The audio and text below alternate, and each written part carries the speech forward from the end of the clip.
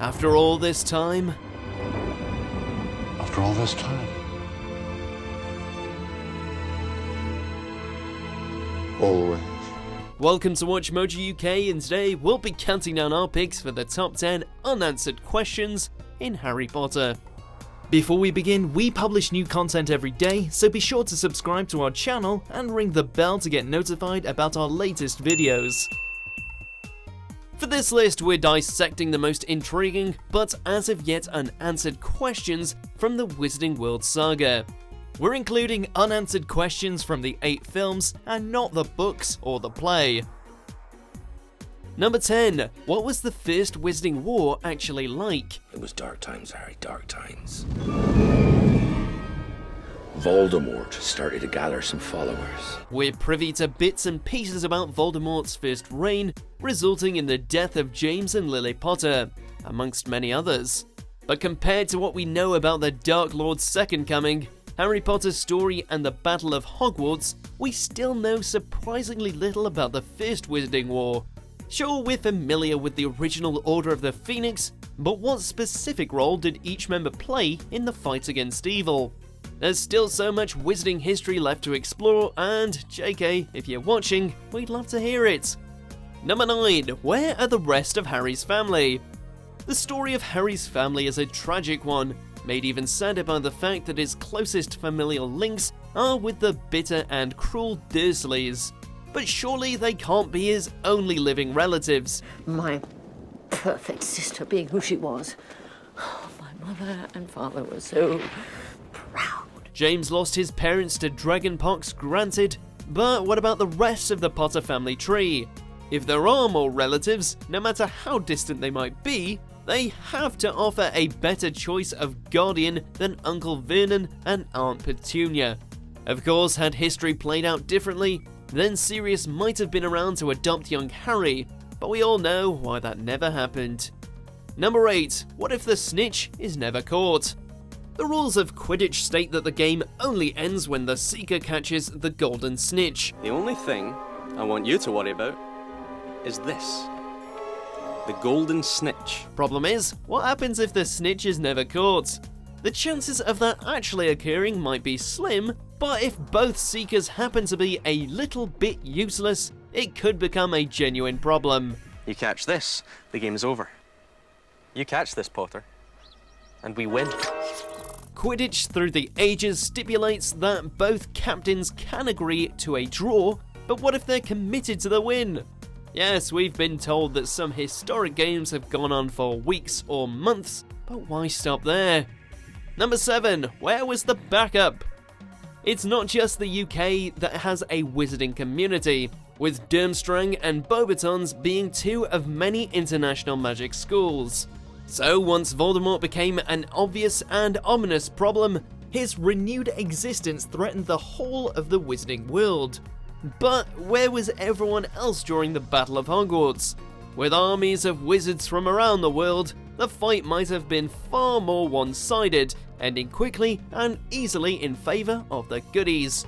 But no, you could argue that there wasn't time to gather the troops. But they're witches and wizards. It's not like they'd need a long-haul flight to get here. Number 6. What happened immediately after the Battle of Hogwarts?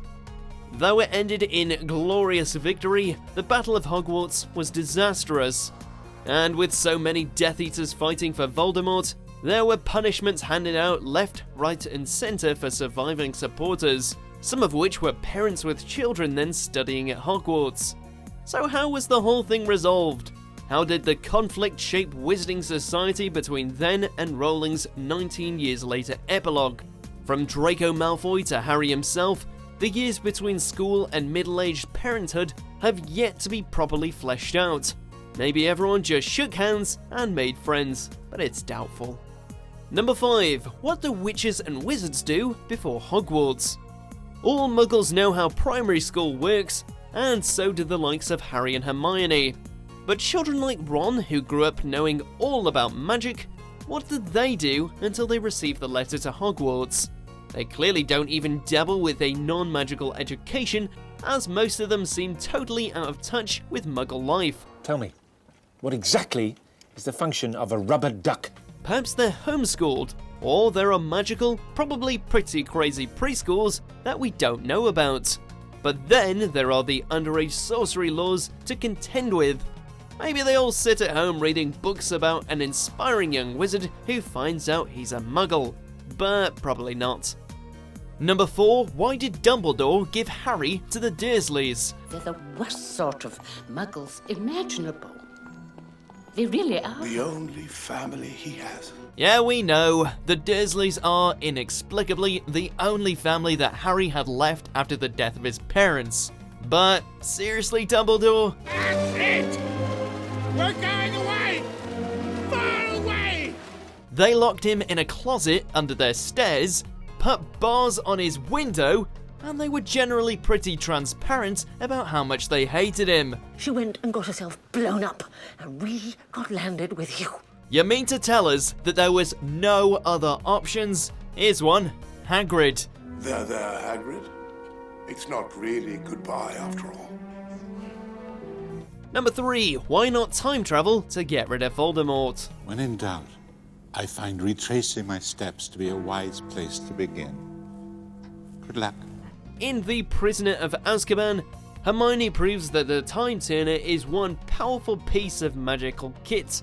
It helps save the majestic Buckbeak and allows Sirius to escape.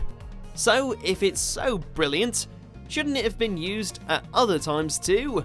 The second Voldemort was born again in the Goblet of Fire, for instance. Someone should have grabbed the Time Turner to undo the evil. This issue is somewhat explored in the follow-up play, The Cursed Child, but the fact that Wizarding World time travel exists at all is enough to seriously question several major storylines. Number 2, how does Owl Post work? Everybody's dreamed of waking up one morning to an owl at their window holding that famous Hogwarts letter, right? Only problem is, if that did happen, how did the owl in question find you?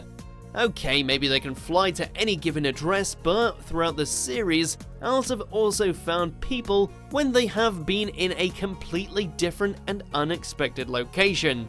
Do they have some sort of magical GPS, or are they secretly the smartest creatures in the world? The whole thing is, of course, explained away in one word: magic. But there has to be more to it. Number 1, what's beyond the veil in the Department of Mysteries? The Veil has to be one of the most significant locations in the entire Harry Potter series. Voices. Can you tell what they're saying?